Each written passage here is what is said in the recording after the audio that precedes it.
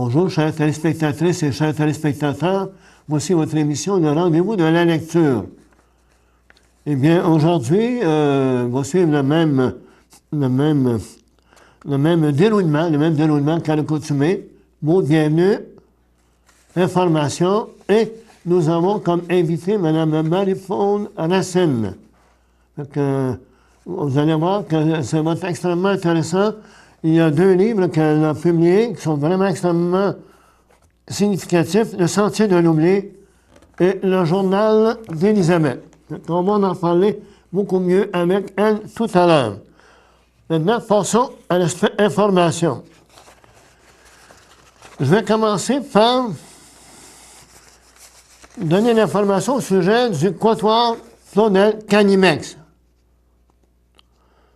Le prochain événement d'envergure, c'est le 25 mai à 19h30 au Musée d'art de Joliette. C'est une soirée Mozart. Donc, encore une fois, la billetterie, vous pouvez faire le 450-589-5621, extension 1011.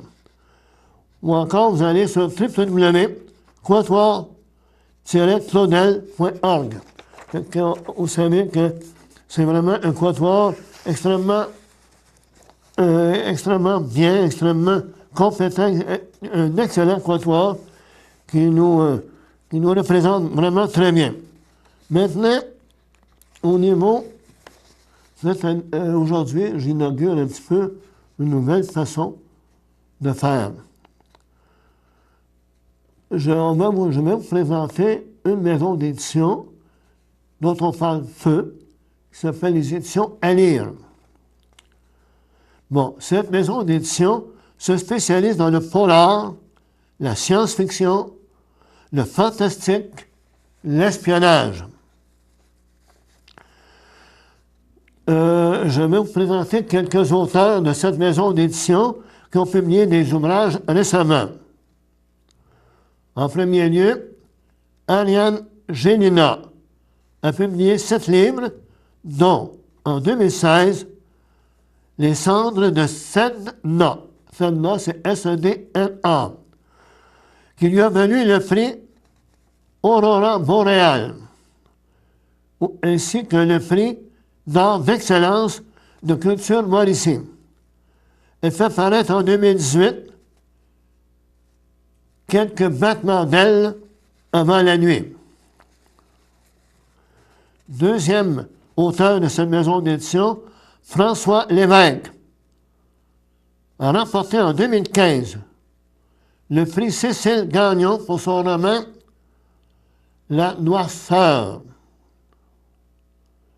Cette année, il lance, toujours aux éditions à lire, Neige rouge. Ceux qui aiment le polar, c'est un polar. Donc, son dernier, c'est aux éditions Neige rouge. L'autre auteur, c'est Yves Ménard. Voit un de ses livres édités en français. Chrysanthe. C-H-R-Y-S-A-N-T-H-E. Bon, je dois spécifier que cette édition en français est une traduction d'un livre écrit en 2012 à New York. Lionel Noël, en format de poche, il s'agit du Halifax Express. Donc, en livre de poche, aux éditions à lire, M. Lionel Noël publie Halifax Express. Il y a Mme Elisabeth von Narberg, dont la réputation n'est plus à faire, car il s'agit plus ou moins de la reine du roman fantastique et de la science-fiction au Québec. Elle a plus d'une vingtaine de romans de cette nature dans son carquois. Plusieurs nouveautés en 2018. La Voix des Pierres. Voix, c'est V-O-I-E. Donc, La Voix des Pierres. La Voix des Roses, toujours V-O-I-E, des Roses. et La balance du sablier. Catherine Sylvestre a 2 livres à son actif, dont un vient de paraître, La vieille fille et le photographe. Elle avait lancé en 2015 La vieille fille et la mort. Patrick Sénécal, publié aux éditions à lire depuis 20 ans. Donc, ses livres paraissent aux éditions à lire depuis 20 ans. La maison d'édition a décidé cette année de rééditer 3 de ses œuvres. Alès, ça s'écrit A-L-E-S-S. Le passager, et finalement le 3e, Oniero. Finalement, toujours dans la maison, les éditions à lire, il y a Richard Sainte-Marie, vient de publier De ton fils charmant à clarinettiste. Maxime Hull vient de lancer La misère des laissés pour compte. Ça, c'est en format de poche. Et finalement, Camille Blanche-Bouchard lance Cartel. Donc, ça, vous allez voir à l'écran certaines pages couverture de ces livres que je viens de nommer. L'autre maison d'édition que je vais vous présenter, il s'agit des éditions Boréal. Marie-Claire Blais. Qui ne connaît pas Marie-Claire Blais? Elle est née en 1939. Elle est une écrivaine qui a plus d'une trentaine d'œuvres à succès. Elle a obtenu un grand nombre de prix pour l'excellence de ses écrits.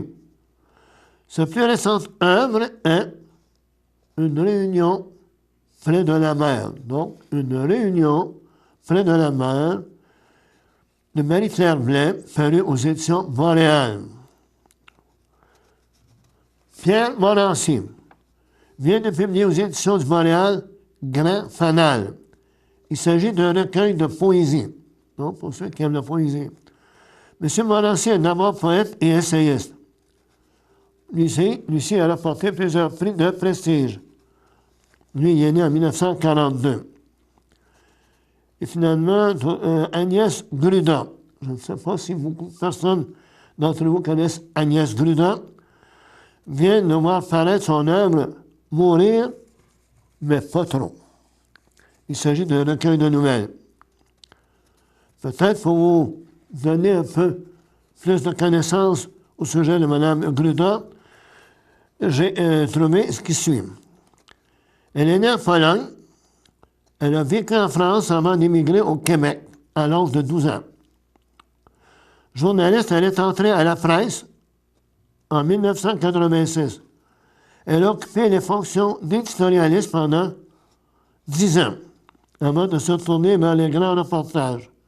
Elle occupe depuis le printemps 2010 le poste de chroniqueuse spécialisée dans l'actualité internationale et a remporté le concours canadien de journalisme en 2014. Le prix de la catégorie internationale avec Michel Ouimet pour leur reportage sur les salafistes. Sa première œuvre de fiction, le recueil de nouvelles 11 petites trahisons, a été finaliste au prix du gouvernement général. Donc, vous risquez de lire un bon livre. Donc, encore une fois, mourir, mais pas trop. Simon Nadeau vient de voir paraître son plus récent livre intitulé L'art de rater sa vie. C'est un drôle de titre, là, mais c'est L'art de rater sa vie. Pour son précédent livre, L'autre modernité, il a reçu le prix Gabriel Leroy. Maintenant, on va aller plus près de nous, à Lanoraie. M. Gilles Tocco, que nous avons eu le plaisir de recevoir il y a quelques années ici, résident de Lanoraie, a déjà écrit L'aigle de mer, capitaine de sable, qui est les 2 premiers livres d'une trilogie vient de publier Le Voyageur de l'Apocalypse, qui a été lancé à l'année le 11 avril dernier. Ceux qui veulent en savoir davantage, M. Gilles Tocco, puis en passant, je suis allé sur son site, le site internet de M. Gilles Tocco, c'est vraiment un très bon site. Tel que c'est bien entendu, c'est l'adresse c'est http giltocco.ca. M. Gilles Tocco nous promet un nouveau livre prochainement. Le titre provisoire est L'ombre d'Ulysse. Donc, la trilogie dont je vous parlais tout à l'heure comprend L'Aigle de mer, Capitaine de sable et éventuellement L'ombre d'Ulysse. Ça, c'en est là. Bon, voilà. J'ai vraiment de l'oublier. Notre prochaine invitée, dans le mois prochain, c'est Marie-Christelle Gendron. Là, c'est une coiffeuse. Donc, le titre, c'est Confidence d'une coiffeuse exaspérée, dans son premier. Et dans son deuxième, ces deux livres font partie d'une trilogie. Donc, son troisième livre, qui va parler encore une fois d'une confidence d'une coiffeuse, il va avoir un troisième livre. Fait que, le mois prochain, elle sera des nôtres pour parler qu'est-ce qui a amené une coiffeuse à se lancer dans l'écriture. Elle écrit d'une façon spontanée et on en parlera au mois de mai. Un autre, je n'ai pas je me souviens de deux éléments encore dont je vais vous parler.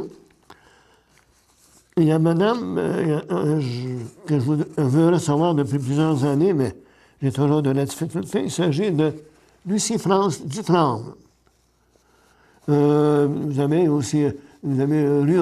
Place Royale, là, elle est de Sorel, là, du côté de Sorel.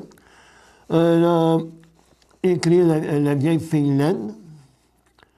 Et là, elle vient de publier aux éditions Guy Saint-Jean.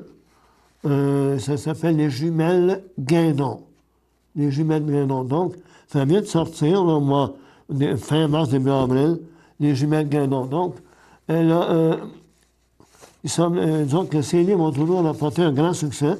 Et je suis positif que ce livre-là va également connaître un grand succès. Je vous rappelle ici que le concours Lanaudière, concours littéraire Lanaudière 2018 est en fonction encore. On va jusqu'au mois de mai. Donc, il faut oublier que la librairie Martin, EVI et d'autres collaborateurs font en sorte que le concours, qui était quand même, là, ça a été fondé en 1977. Donc, le concours littéraire existe depuis 40 ans. Donc, si jamais ça vous intéresse, eh bien là, vous avez, je le répète, le Grand Prix Librairie Martin, Poésie et Nouvelles, Prix Régent-Olivier, Conte ou Récit, Prix Louis-Joseph Doucet, Poésie, Prix Hélène Verneau, Photographie, hein, les photographes là, qui voudraient tenter leur chance pour qu'une de leurs photos paraisse dans ce livre-là. Le prix Anémone, concours littéraire dans le Nord-Est, c'est-à-dire un livre à compte d'auteur. Et le prix Albert Chartier, qui est le prix de dessin animé. Puis le prix Michel de la Plante. Le prix Michel de la Plante, c'est ouvert aussi aux étudiants de 3e, 4e et 5e secondaire. C'est plutôt du conte. Prix Albert Chartier pour la bande dessinée. Donc, on s'informe en faisant le www.cllanaudière.com où on écrit à Mme Yolande Gingras au YOGINGRAS @videotron.ca. Puis en ce qui concerne les photos, bien, vous envoyez, si vous voulez participer au concours Hélène Patnaud, eh bien, vous envoyez vos informations, vous demandez votre demande d'information à mon adresse qui est louismkempton@gmail.com. J'espère qu'on va avoir beaucoup de participants cette année. Bon. Je termine avec ça, musique et poésie. Au mois d'avril, là, il n'y en a pas eu. On a eu, disons, à la maison Lacombe. Mais en mai, au mois de mai, là, soyez vigilants en écoutant votre poste préféré, CTRV TV. On va vous dire quand est-ce que notre prochaine réunion de musique et poésie va avoir lieu. Et selon toute vraisemblance, ça va être une soirée micro-ouverte. C'est-à-dire que si vous écrivez de la poésie, ou si vous avez dit, mais j'aimerais pouvoir lire un poème d'un auteur connu que j'apprécie beaucoup, eh bien, vous aurez l'occasion de venir le présenter. Mais encore une fois, la date n'est pas encore fixée, mais au mois de mai, il va y avoir une soirée musique et poésie. Et encore une fois, la place, ça ferait beaucoup que la soirée se passe à l'église de l'île du Port. Donc, restez aux aguets. Votre poste CTRV va sûrement vous donner des nouvelles les dernières nouvelles. Autre élément, ceux qui aiment la poésie, puis qui veulent seulement tenter leur chance. Il y a Radio-Canada qui lance un concours de poésie. Chaque année, il y a des concours de poésie, de nouvelles, de récits. Et là, jusqu'au 31 mai, bon, si vous aimez un poème, si vous écrivez de la poésie, mais vous vous inscrivez. Ça coûte 25 $, il faut s'inscrire. Mais, donc, considérez ça comme un prétexte pour vous amener à écrire de la poésie. Pas nécessairement gagner, mais peut-être que c'est... On va essayer ça, la poésie. Fait que, si jamais vous avez seulement qu'à aller sur le site de Radio-Canada, zone d'écriture, ou encore Ici on lit. C'est Ici on lit, Radio-Canada, sur Internet, là, puis vous allez trouver toutes les informations nécessaires pour participer à ce concours de poésie qui se termine au 31 mai. L'avantage, cette année, il n'y a pas de minimum, il y a un maximum de 600 mots. Par contre, il n'y a pas de minimum. Et vous pouvez faire 2 ou 3 poèmes qui font un total de 600 mots, ou encore un poème plus long, de 300, 400, 500 mots. Donc, je vous invite à vous inscrire. Je crois que j'ai l'expression que j'aime beaucoup, j'ai fait le tour du jardin. Donc là, ça me fait un immense plaisir d'accueillir Mme Marie-Paule Racine, qui va nous parler de ces 2 livres que je vous montre à l'instant. Il s'appelle Le Sentier de l'oubli et Le Journal d'Élisabeth. Fait que, restez à l'écoute. Je vais vous présenter avec un immense plaisir Mme Marie-Paule Racine. À tout à l'heure. Le français, une langue universelle, une langue belle, facile à apprendre, à parler, à aimer, à partager. Une langue pour tout le monde, une langue pour tout dire. Une langue pour tous et toutes. Un message d'Impératif français.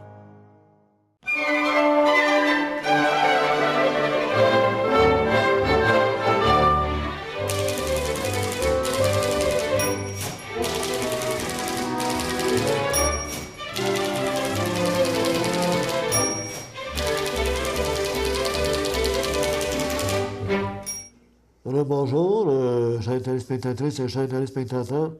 comme je l'ai mentionné avant la pause, eh bien, j'ai le plaisir de recevoir sur ce plateau Mme Marie-Paule Racine. Bienvenue, Mme Racine. Merci. Bon, écoutez, moi, j'aimerais que les gens vous connaissent davantage. Vous êtes de Joliette? Oui, je suis de Joliette. Maintenant, je demeure à Saint-Thomas, mais j'ai été élevée à Joliette. Vous avez été élevé à Joliette. Pour on va vous présenter tout à l'heure les livres que vous avez écrits. Mais avant, vous avez fait quoi dans la vie, vous, comme... Au niveau travail, j'ai travaillé 35 ans au centre jeunesse à Joliette, avec des jeunes en difficulté. J'ai adoré ce que j'ai fait. J'ai aimé beaucoup, beaucoup ces enfants-là. Et là, je suis retraitée depuis 2013. 2013. Oui. Bon, vos parents, eux, dans quoi ils travaillaient? Mon père avait... il embouteillait du 7-Up à Joliette. Ah bon? C'est pour ça que je pétillante. Et ma mère était à la maison, là, comme les mamans de cette époque-là. De cette époque-là. Bon, maintenant, je sais que vous avez participé, là, on va me présenter ça, en 2008. J'ai été téléspectatrice, et ça répétait Mme Marie-Paule Racine. Elle a eu une mention d'honneur lors du concours du talent de 2008. Ça s'intitule « Surprise ». Qu'est-ce qui vous avait amené à participer au concours du talent? Le défi, je pense. J'ai tout le temps aimé écrire. Et quand j'ai vu ça, le concours littéraire, là, je pense qu'il restait juste quelques jours pour s'inscrire. Puis je me suis dit, je vais essayer. Fait que je me suis installée sur un coin de table, puis j'ai écrit ma nouvelle, qui est Surprise. La surprise. Vous avez eu la surprise? Oui, oui. Oui, j'ai eu la surprise d'avoir un prix parce que j'avais fait ça tellement rapidement, puis excitée aussi. Quand j'ai envoyé ça pour le concours, je n'avais pas écrit mes coordonnées. Ah, bon. Fait que M. Olivier, il a eu beaucoup de misère à me retrouver et il a fini par me retracer, mais là, toutes les photographies étaient prises, puis tout ça, mais c'est comme ça que j'ai su que j'avais gagné. Que vous aviez gagné. Bon, il reste quand même que vous avez toujours aimé, avez-vous toujours aimé écrire, lire, écrire? Toujours. Êtes-vous une grande lectrice? Oui. Oui. J'ai toujours aimé lire et le goût s'est prononcé, je vous dirais, en secondaire 2. J'allais à ce moment-là à l'Institut Esther Blondin à Saint-Jacques. Et il y avait une étudiante dans ma classe qui ne faisait que lire. Elle cachait son roman derrière son livre d'histoire ou de maths. Et elle lisait. Puis je la regardais faire, puis je me disais... Et qu'elle a l'air passionnée, que ça a donc l'air bon ce qu'elle lit. Et j'ai décidé d'aller à la bibliothèque du couvent à Saint-Jacques. Et le premier livre que je me suis pris, c'était la biographie de Léonard de Vinci. Je m'en souviens encore. Mais après ça, ça a été des romans, Évangeline, puis tout ça. Là, mais depuis ce temps-là, tous les jours, je lis. Ouais. Est-ce que je soupçonne qu'au fur et à mesure que la vie progresse, vous avez... découvert des auteurs que vous affectionnez particulièrement? Oui, bien, j'aime beaucoup Marie Laberge. Marie Laberge est un de mes auteurs préférés. Je l'adore aussi. Ouais. Éric Emmanuel Schmitt aussi. Beaucoup. Et un livre qui m'avait particulièrement touchée, puis c'est pas relié à ces auteurs-là du tout, quand j'étais adolescente, c'était La vie d'Édith Piaf.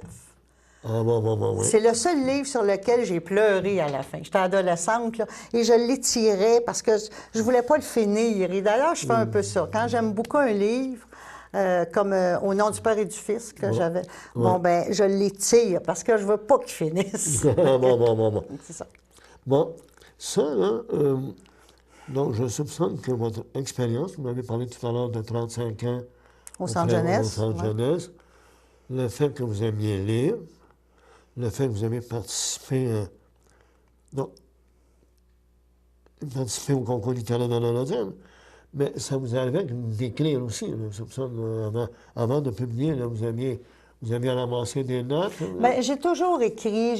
Quand j'étais adolescente, j'écrivais des poèmes, comme beaucoup d'adolescentes. On est fleurs bleues, puis mais je voulais écrire un roman.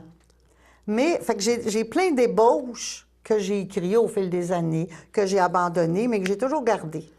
Fait que j'ai tout ça encore chez moi. J'ai pas retravaillé ça.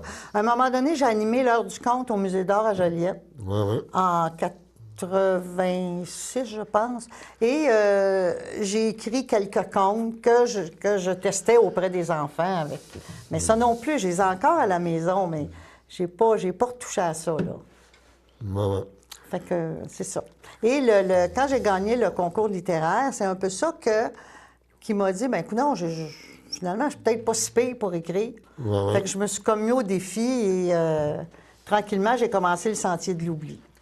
Le Sentier de l'oubli. Un peu plus tard. D'accord. Bon, le Sentier de l'oubli, voulez-vous le résumer un petit peu? Oui, OK. C'est un petit roman qui parle de la maladie de l'Alzheimer.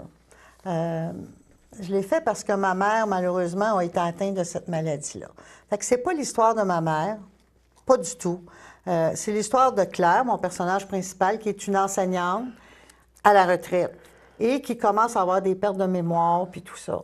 Et qui ne veut pas le dire parce qu'elle est orgueilleuse et infière, mais il y a sa fille Maude qui voit que, bon, elle oublie des choses. Et c'est vraiment le début des premiers symptômes de la maladie de l'Alzheimer qu'on va voir là-dedans et toutes les ruses que Claire va déployer pour cacher à son entourage qu'elle perd la mémoire parce qu'elle veut pas et toute l'inquiétude de sa fille Maude et de son amie Suzanne aussi qui se questionne et qui s'inquiète de voir Claire comme ça qui en perd des bouts et c'est tout ça, jusqu'à l'acceptation finalement du diagnostic de la maladie. Tout en restant avec le Sentier de l'oubli, on voit ici un éditeur, mon petit éditeur. Je voudrais juste dire que la page couverture du Sentier de l'oubli a été faite par Louise Belland, qui est une de mes amies. Bonjour Louise. Et qui est une très bonne artiste peintre. Fait que c'est elle qui a fait l'illustration. Louise? Louise Belland. Louise Belland. Oui. Ah, mais c'est une... Qui est intervenante au Centre jeunesse aussi. Elle est oui, elle n'est pas retraitée, elle n'a pas de chance-là encore. Donc, je soupçonne qu'elle est encore assez jeune? Oui, plus jeune que moi, un petit peu. Non, mais elle fait... donc, répétez-moi le nom. Louise Belland. Louise Belland. Oui. D'ailleurs, on le voit ici, je pense. Il me semble que son nom il est écrit à quelque part. Peut-être. En tout cas, je l'ai vu là dans... Non, il n'est pas là. Attendez un petit peu. Illustration, je sais que je l'ai vu à quelque part. Là. Parce que c'est important que ça soit écrit. Louise Belland, non, mais c'est quand même... Enfin, c'était. C'est Louise Belland. Non, ça, vous voulez parfait, ça. Madame Belland, si vous écoutez l'émission, là. Parfait. Mais vous avez ici mon petit éditeur. Oui. Expliquez-nous comment vous êtes venu avec... cette chose-là. Cette maison d'édition-là, c'est une maison d'édition en France qui est associée avec la Société des écrivains et la Maison Néopole et il y en a d'autres aussi, là. Fait que le premier roman, j'avais essayé dans des maisons d'édition ici au Québec. J'avais envoyé mon manuscrit à plusieurs maisons, mais ça ne fonctionnait pas. Fait que où ils me retournaient que ça ne marchait pas ou j'avais pas de réponse. Fait que j'ai continué de chercher et j'ai vu ça, la maison d'édition, mon petit éditeur, où on pouvait envoyer notre manuscrit. Au départ, il me disait que, bon, c'était à compte d'auteur, donc il fallait que je paie, puis tout ça. Mais là, je me disais, c'est en France, là. Envoyer mon argent là-bas en France, puis tout à coup que... Tout à coup que c'est pas vrai, là. J'avais peur de me faire avoir un peu. Et j'ai laissé faire, puis ils m'ont réécrit, puis là, ils m'ont dit, on va l'envoyer à mon petit éditeur, où ils prennent des histoires, pas plus de qualité, mais en tout cas, ils surveillent plus. Et ça, c'est à compte d'éditeur. Fait que j'ai été acceptée, j'étais bien heureuse de ça. Fait que c'est là. C'est ça. Maintenant, ils ont une maison à Montréal. Fait qu'on ne fait pas nécessairement affaire directe avec la France. Là. C'est plus facile. Ah, donc, ils ont un bureau ici à Montréal. Oui, maintenant, oui. Ah, mais c'est bon. Et puis, ça, c'est en 2000... Celui-là, il est en 2012. En 2012. Oui. Et celui que vous avez fait paraître en 2017, Oui, l'an passé. l'an passé, le journal d'Élisabeth ou le journal d'une personne... Personnalité limite. Qu'est-ce que vous entendez par personnalité limite? La personnalité limite, c'est un trouble de personnalité.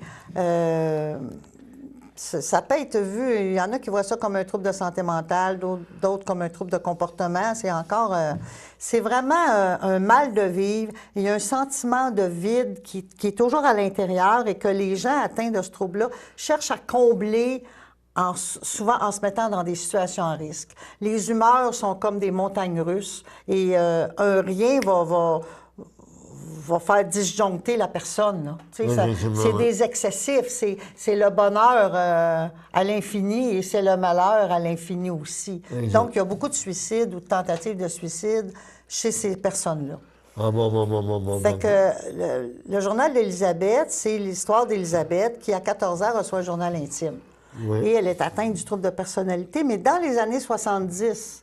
Donc, c'était pas diagnostiqué à ce moment-là. D'accord. Oui. Fait qu'on apprend vraiment à connaître le trouble de personnalité limite par le journal d'Élisabeth où c'est avec son œil à elle qu'on voit comment est-ce qu'elle perçoit la réalité, comment est-ce qu'elle la ressent, comment ça se fait qu'elle se met dans le trouble, comment ça se fait qu'elle veut mourir ou qu'elle veut vivre à 300 000 à l'heure, qu'elle se retrouve dans un réseau de prostitution, qu'elle se retrouve en psychiatrie aussi. Mais de 14 à 18 ans, Élisabeth, on la voit progresser, maturer, se poser des bonnes questions, puis avancer. Moi, je voulais que le journal d'Élisabeth, ça soit un livre d'espoir, parce que j'en connais personnellement qui aujourd'hui sont adultes, sont touchés par le trouble de la personnalité limite et qui réussissent à trouver un certain équilibre, puis à toucher au bonheur malgré leur trouble.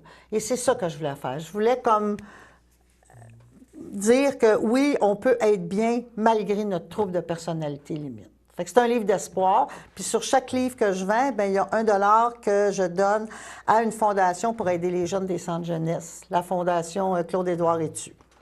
Claude-Édouard Étu. Oui. Et vous connaissez cette chose-là, dans votre travail auprès des jeunes, vous la connaissez, cette maison-là, depuis... Cette fondation, oui. Puis M. Julien Malo, qui est le président avec qui j'ai travaillé 35 ans, avec qui j'étais allée au cégep aussi.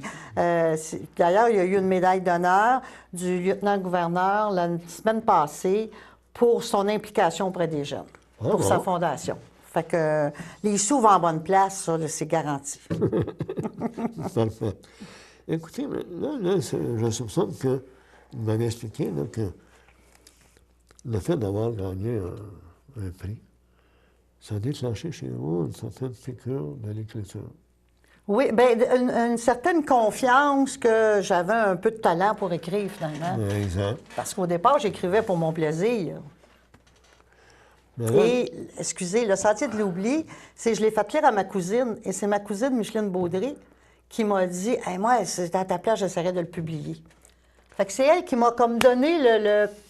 Parce que moi, mon défi, c'était, je commence une histoire, puis je la finis. Parce que j'ai plein d'ébauches, comme je vous disais, que j'ai pas fini les histoires. Et là, c'était ça mon défi. Et quand j'y ai fait lire à Micheline, elle m'a dit « Moi, je trouve ça très bon. Essaye de le publier, tu vas voir, ça va fonctionner. » Et c'est ça, d'un événement à l'autre, bien, j'en suis là. Eh bien, bon, ça, c'est... Mais là, vous dites justement, vous parlez des débauches, là.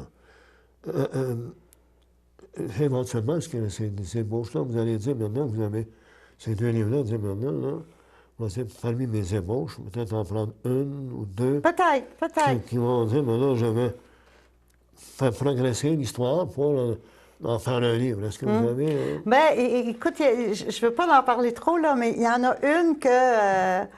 j'ai écrit là, longtemps. Là. Elle me retrotte dans la tête. Je vais la modifier un peu, la moderniser avec un petit peu l'intelligence artificielle, qu'on s'en va là-dedans. Oui, effectivement. Ouais. Fait que mon fils, Louis-Samuel, va m'aider là-dedans parce que lui, il est bien bon là-dessus. Fait que je n'y ai pas dit encore, il ne sait pas. Il ne sait pas. Mais oui, j'ai une idée de roman, puis relié avec l'intelligence artificielle. Et c'est ça. Que j'avais commencé il y a longtemps, C'était pas sur l'intelligence artificielle, mais c'était un petit peu science-fiction. Science-fiction, effectivement. Science-fiction, puis humaniste en même temps, parce que mes livres, moi, c'est tout sur la nature humaine. Le soupçon avec 35 ans auprès des jeunes, pour les aider à devenir, en fait, pour les aider à devenir des personnes. Bien, essayer qu'ils soient bien, puis qu'ils trouvent leur X, tu sais, la bonne place où ils doivent être, puis qu'ils réussissent à vivre avec leurs démons, parce que ces enfants-là, ils l'ont pas eu facile, bien souvent. Là. Bon. Dans ces centres jeunesse, on va faire un petit accord. Hein. Est-ce que, avec la DPJ, est-ce que vous avez travaillé avec la DPJ? Oui, bien, ça fait partie de la DPJ, là. La DPJ. Mais, monsieur, donner un exemple, c'est alors que je parle comme ça autant, là. Il y a plusieurs années, il y avait un monsieur. Vous connaissez le centre Dominique Savio à Montréal? Oui, de nom, oui. Bon. C'est des jeunes. Bon. Il avait extrait l'enfant de ses parents. De sa famille. De sa famille. Ils l'ont mis dans des familles d'accueil. Donc, à partir de l'âge de 9 ans. Quand il arrive à cette maison-là, un peu spécialisée, là, si tu manques ton coup là, tu te ramasses à Dominique Savio. Bien, c'est parce que les centres jeunesse, là, c'est comme les bouts de ligne. Souvent, l'enfant, avant d'arriver au centre jeunesse, il a essayé, il y a eu d'autres ressources qui ont été tentées puis essayées. Essayé. Mais lui, là, cet enfant-là, il avait 12 ans. En 3 ans, il y a eu 6 maisons d'accueil. Là, l'enfant, là, puis je me souviendrai toute ma vie, quand on est allé voir le monsieur, là, il dit... S'ils réussissent ici, c'est correct, ils peuvent revenir. Mais si je me perçois qu'il n'y a rien à faire, c'est Dominique Savio. Puis lui, il m'a dit, il avait 12 ans. À l'époque, il faisait 3 ans. Donc, il m'a regardé dans la face, le petit jeune homme. Il dit, là, je viens ici là, parce que tu vas faire de l'argent, c'est avec moi. Là, hein? Mais il dit, là, tu m'en dureras pas plus que 3 mois. Tu sais, vous l'avez mis au défi? Oui, il avait mis au défi.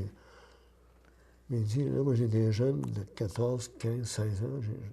J'ai jamais eu autant de problèmes qu'avec un enfant de 12 ans. Là, j'ai dit au monsieur, écoute, en 3 ans, c'est le sixième endroit.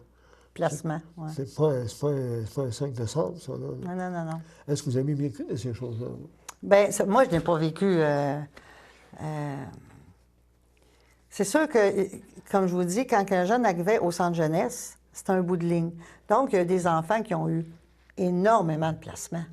Énormément de placements, depuis qu'ils sont tout petits. Moi, je ne suis pas travailleuse sociale. J'étais éducatrice dans le centre. Fait qu'on prenait l'enfant quand il nous arrivait, puis on essayait de faire du mieux qu'on pouvait avec cet enfant-là, des fois faire un petit peu faire le deuil de ce qu'il voulait comme milieu de vie ou comme famille, de le faire avancer malgré toute sa détresse, toutes ses douleurs, puis tout ça. C'est un peu ça, notre mission. Avec ce que vous avez vécu de ça, est-ce que vous avez dire, est-ce que vous avez le cas d'une personne, vous pouvez dire, sans le mentionner, son nom, mais de faire un genre de petit roman ou de petit... je pourrais, mais... Vous savez, en 35 ans, j'en ai vu des centaines et des centaines. Le journal d'Élisabeth, les comportements qui sont amenés là-dedans, c'est des choses que j'ai vues. C'est des comportements que j'ai vus de un ou de plusieurs jeunes, là. Mais c'est des comportements bien réels d'enfants qui sont en détresse, qui vont se mettre en danger, qui vont être tentés à leur vie, qui vont se créer des illusions aussi, y croire, puis après ça, être déçus, puis tomber comme faux, là, tomber de l'échelle, là. Mais ils vont progresser. Fait que c'est pas un fait vécu, le journal d'Élisabeth, parce que le personnage est fictif. Mais ça pourrait très bien être un fait vécu. Un fait vécu. Oui. Bon. Écoutez, il y a ça, vous m'avez parlé tout à l'heure des épaules, mais vous parlez, est-ce que vous avez quand même, donc pour un roman que vous aimeriez écrire aujourd'hui? On a dit, à part de ça, moi, je veux un roman est-ce que vous êtes en période de... Oui, je suis en train d'écrire un autre. C'est un petit peu sur... moi, ce que j'ai constaté un petit peu dans ma vie, c'est qu'il y a beaucoup d'hommes qui ont bien de la misère à exprimer leurs émotions pour vrai. Qui vont fuir, ou ils vont fuir physiquement, ou ils vont fuir dans de la consommation, dans l'alcool, dans la drogue, en tout cas, peu importe. En tout cas, c'est l'histoire d'un homme qui va avoir été élevé à la dure et qui va avoir des comportements d'homme violent aussi. Et qu'il faut qu'il apprenne à tout gérer ça. Mais il y a bien de la misère. Là, j'en dis pas plus. J'en dis pas plus. Mais déjà, non, mais là, vous allez aborder quand même un élément qui touche quand même pas mal. Vous parlez d'un homme violent. C'est évident que c'est plus récemment, là, je sais qu'il y a une maison qui accueille les hommes violents. Donc, est-ce que vous avez comme... Bien, j'aimerais ça, peut-être. En tout cas, il n'est pas fini, là. Autant comme lui, que je donne $1 sur chaque livre à la Fondation Claude-Édouard Rétu, comme j'ai dit tantôt. L'autre, peut-être que ça pourrait être à CAO. CAO, qui est un organisme pour aider les hommes violents. Fait que je verrai. Quand il sera fini, il n'est pas fini. Je ne veux pas trop m'avancer. D'accord. Étant donné que vous avez une certaine piqûre, est-ce que vous écrivez tous les jours? Maintenant, oui. Avant, le Sentier de l'oubli, là, ça m'a pris je ne sais pas combien de temps à l'écrire parce que je pouvais être 6 mois sans écrire. Là. Fait que je n'étais pas disciplinée du tout. Le Journal d'Élisabeth, je n'étais pas non plus tellement... Mais je n'étais pas encore disciplinée, vraiment. J'écrivais un peu plus rapidement, mais là, je suis fière de moi, là. J'écris pas mal à tous les jours. À tous les jours? Oui, le matin, quand je me lève, là, vers 7h30, 8h le matin, j'écris un peu. D'accord. Donc, vous dites que vous êtes à la retraite. Est-ce que vous allez, à un moment donné, même si vous écrivez 1 heure, 1h30 par jour, est-ce que vous allez, à un moment donné, dire, voilà, là, j'ai affaire à sortir? Est-ce que vous traînez un calepin pour prendre des notes? Non, j'y pense, là. Mon personnage est dans ma tête, j'y pense. Mais c'est rien de précis. Tu sais, de là à prendre des notes. Ça va être comme des situations générales là, où je veux emmener mon personnage. Ça. Bon. Là, vous parlez tout à l'heure, vous avez votre amie, Mme Belland. Vous avez... puis l'autre m'avait parlé qui vous a dit, bon... ma cousine Micheline. Micheline. Oui. Bon, Micheline, est-ce que, donc, je soupçonne que c'est votre première lectrice? Bien, ça a été la première lectrice du Sentier de l'oubli, effectivement. Et également pour celui-là? Le Journal d'Élisabeth... c'était... Non, ça a été Louise Belland qui l'a lu. Parce qu'étant donné que on travaille dans le même milieu, fait que je voulais comme être certaine que je n'étais pas à côté de mes pompes. Là. Bon, d'accord. Donc, vous avez des projets qui s'en viennent. Donc, je soupçonne que vous restez un petit peu en contact avec ceux qui l'organisme pour lequel vous avez travaillé quand même 35 ans. Oui. Louise travaille encore, comme je vous dis, fait que des fois, on se parle un petit peu de situations qui sont là. Et je peux croiser d'autres intervenants aussi, puis on se parle aussi un peu de... Là, vous restez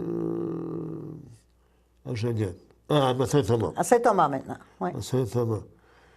Bon, écoutez, moi, ça m'a fait une immense... il y a 45 minutes. En tout cas, moi, ça m'a... En tout cas, je vais m'adresser peut-être aux téléspectateurs. Oui.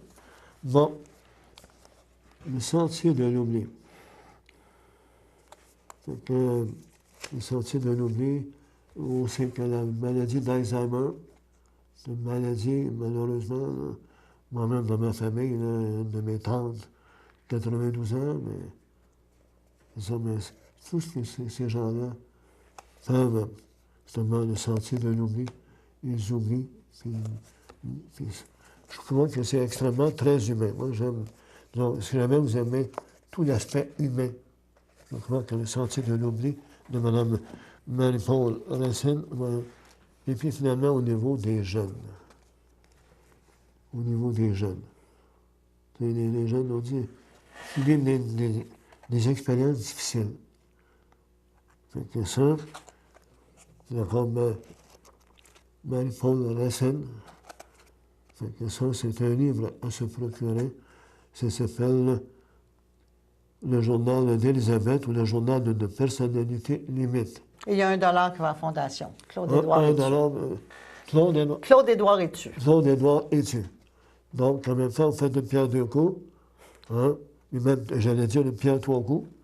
Premièrement, vous allez apprendre à connaître un peu ces jeunes-là. Claude-Édouard Étu. Pour aider ces choses-là. Et finalement, connaître une auteure là, de la région. Fait que d'une pierre trois coups, puis je suis positif que ces deux livres-là, puis en attendant le troisième. Ça, on va mettre un peu de pression sur madame pour qu'elle fasse un troisième livre. Il s'en vient. On va y arriver. On va y arriver. Vous savez, des fois, des gars, c'est pas vite, hein? Fait que... En tout cas, encore une fois, un immense merci, Mme Marie-Paul de la Ben, ça m'a fait plaisir. D'avoir accepté mon invitation. Tout ce que je peux vous souhaiter, c'est que... Parce que là, vous m'avez dit que le sentier de l'oubli était peut-être en réimpression. Oui, c'est ça. Oui, j'en ai redemandé d'autres parce qu'il m'en reste juste 5. Il est chez Martin Express, il est chez Bureau Plus. Il est dans les bibliothèques aussi. Là, on fait le tour des bibliothèques. Fait qu'il ici à Berthier. Les deux sont à la bibliothèque de Berthier. Ils sont à Saint-Jean-de-Mata, à Sainte-Marceline, à Sainte-Mélanie, l'Épiphanie. En tout cas, plusieurs. On n'a pas fini notre tournée, là, mais... Et puis là, ils sont prêts à en faire d'autres exemplaires de ça. Oui. Et puis l'autre, bien entendu, mais encore une fois, le journal de... En tout cas, moi, ce que je vous souhaite, c'est que les hommes violents, vous l'avez parlé tout à l'heure, vous allez avoir le prochain livre. Là, Oui. Je souhaite que vous puissiez continuer, mais on a même très hâte, en tout cas, moi, personnellement, très hâte de lire de vos livres pour, justement, quelque chose d'ultra-humain. Ça, j'y tiens beaucoup. C'est un livre d'espoir. Le journal d'Élisabeth, là, c'est ça. C'est un journal. Élisabeth, on s'y attache. Elle n'est pas facile. On voit vraiment les montagnes russes, mais comme je vous dis, on la voit maturer, se questionner, puis on la voit grandir aussi. On la retrouve adulte. Là, elle nous explique là, comment est-ce qu'elle parvient à vivre avec son trouble. Fait que c'est pas facile, mais c'est possible. C'est possible. Ouais. En tout cas, merci infiniment d'avoir accepté mon invitation. Bien, ça me fait plaisir. Au plaisir, là. En bâtissant en français le Québec d'aujourd'hui et de demain, nous enrichissons la démocratie culturelle mondiale. Au Québec, ensemble, nous offrons au monde encore plus, beaucoup plus. Un message d'Impératif français.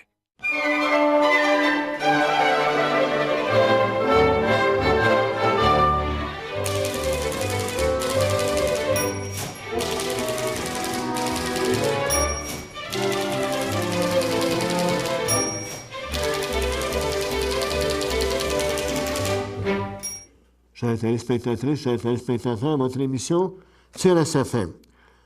Donc, je tiens à remercier CTRB TV de nous donner l'occasion de nous présenter cette émission. Je tiens à remercier notre technicien, M. Michael Chemret.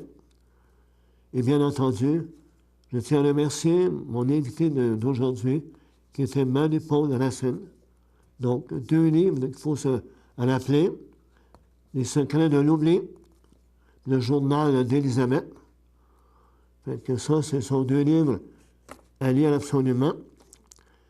Je tiens aussi à vous rappeler que le concours littéraire de la Nodière va encore s'enfler jusqu'à la fin mai.